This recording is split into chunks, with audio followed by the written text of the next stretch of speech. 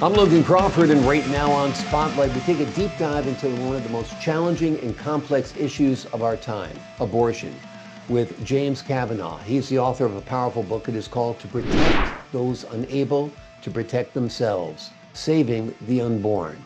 In this thought-provoking book, the author presents a balanced and compassionate perspective exploring the protection of unborn lives while offering care and concern for women facing difficult decisions.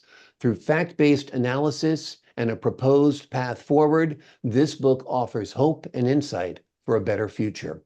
We're delighted to have this very talented author join us here today on Spotlight. We thank the team at Atticus Publishing for helping us put him in the spotlight today. And we ask viewers like you to support authors like him by subscribing to our channel and by purchasing his amazing book.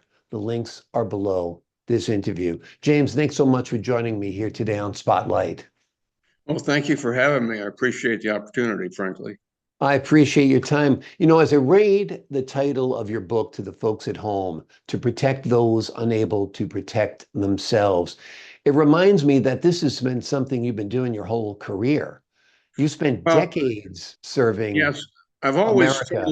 I've always been supportive of pro-life interests, particularly just saving the unborn. Really, that's where I am.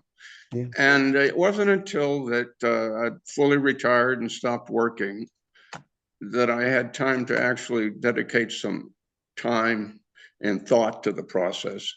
And that happened here in Arkansas. And I decided I was looking to see if some of my friends would join me and we could form a group and come up with ideas on how to reduce the number of abortions in this nation. Well, my friends probably correctly figured it's almost too hard to do. So I didn't get too much support there. But I figured give it a shot anyway. And that's what I've done over the last 3 or 4 years, researching, studying, writing, and rewriting the book on this subject. And I hope I've made some improvement in the area. Time will tell. Yeah. It seems to some, and it seems to me, that it's obvious that human life that can't speak for itself needs to have a voice. When is it murder? I mean, that's kind of a question as well. Certainly after the baby's born, we would all agree it's murder. But what about if the baby's viable, 8 months into the pregnancy, 7 months into the pregnancy, 6 months into the pregnancy, 4 months into the pregnancy? It becomes more and more complex. And it seems like it's a topic that is overlooked for the convenience of people at times. Do you agree? Yes, there's obviously two views: the child and the mother, Mhm. the woman with the womb housing the child.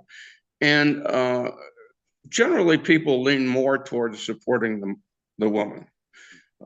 So it's hard, and you're in a minority group when you're emphasizing the unborn. But no one is willing to write off the unborn either. There are people, millions of people that are supportive of this subject. I found that one of the best ways to describe the difference is to see the various ways in which we identify and describe that being within the womb of a woman. To me, and probably you as laymen, it's prenatal, unborn, preborn. Those are the titles we give to it.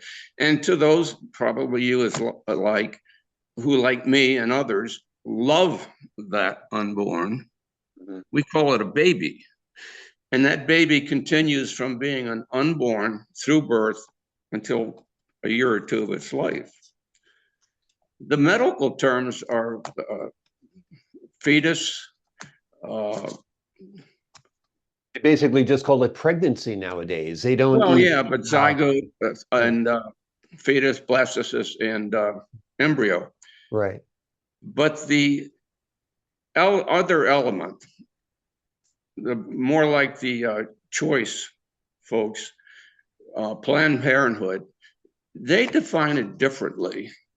And when they give a presentation, a counseling session to the woman considering the abortion, they use words such as pregnancy tissue and uterine lining and pregnancy. Those are part of a woman's anatomy, but they have nothing whatsoever to do with the being that's surviving, trying to live within her. So how we describe and define the baby are entirely different from both sides. And it's just unwelcome to most of us to consider it as nothing more than pregnancy tissue. Whether you basically kill or abort that baby at 4 months or 7 or 8, there's really no reason to ever abort after like 7 months. I mean, you can't justify that because you are actually better medically to have the birth than to have the abortion at that time. Right. And if you don't want to raise the baby, fine. You already dedicated 9 months of your life to the baby. Someone else is ready and willing to take it over. Yeah. Once we improve the adoption processes, which need improvement. Yeah. So let me ask you about that. What is the path forward? How do we reduce the number of abortions? It would seem to me birth control is the answer, right? I don't know. Well, it is and it isn't, because when you look at birth control, it also has an abortifacient capability within it, where it's not just preventing an abortion, it might be causing one, and that's covered in the book in some detail. Okay, like the Plan B kind of stuff, the drugs that women take to No, cause different abortion? from No? that. I'm talking about, you said I thought you said birth control pill. Yes. Yeah. The abortion pill is entirely different. RU86. That's clearly abortion. Right. There's no question. And that morning after pills are a product of that subject. Right. But when you ask, what do I recommend? Well, there's several recommendations in the book. Probably the most important one is near the end of the book, where I describe what I think the woman considering an abortion should be counseled, should be told, should be educated on.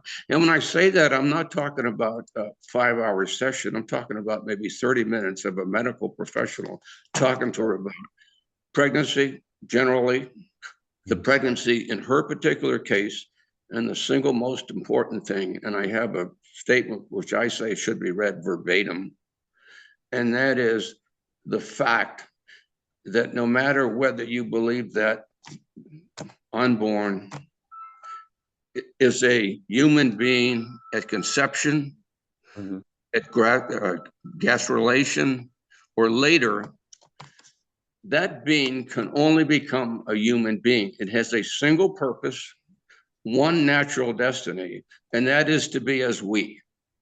And I think every person contemplating abortion needs to be told that clearly, that in an abortion, she is denying that being the right to be a she. Yeah. That's important.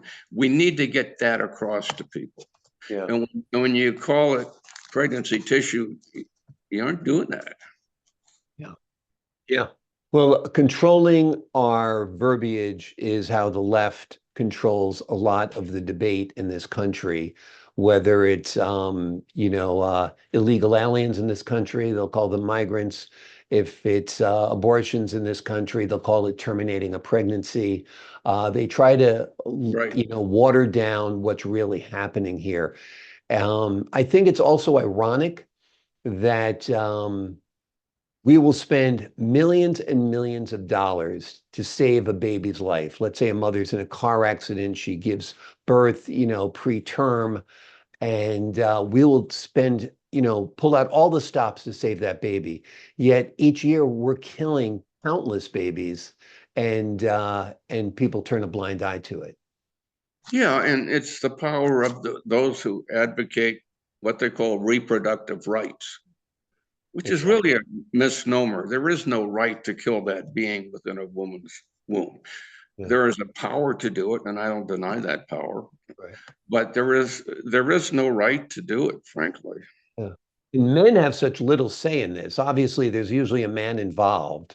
or almost always a man involved. Yet our conversation will be criticized because it's two men talking about this topic, like we have no say in it. But, we do have a say in it because we're half of the equation. But men's rights are usually completely denied when it comes to the issue of abortion, right? I can't say they are not. The punishment for abortion is definitely unfair, is that only 50% of us can actually be accused of doing it. Men skate, don't they? Right. But they're part of the problem. Yeah. So, and when I talk about solutions, I emphasize that you also have to bring the male into the equation. It's a two-person operation, you know, and I like the fact that the woman makes the final decision only after she is fully made aware of the consequences of her decision, you know. Absolutely. Absolutely. The name of the book is To Protect Those Unable to Protect Themselves, Saving the Unborn. It is a thought-provoking book that presents a balanced and compassionate perspective, exploring the protection of unborn babies while offering care and concern for women facing difficult decisions. It's an intriguing book. It is based on fact, and it has proposed pathways forward, which is very important as well. James, thanks so much for joining us here today on Spotlight. Thank you. I appreciate your time. And to the folks at home, I'm Logan Crawford, thanking you for your time this time. Until next time on Spotlight.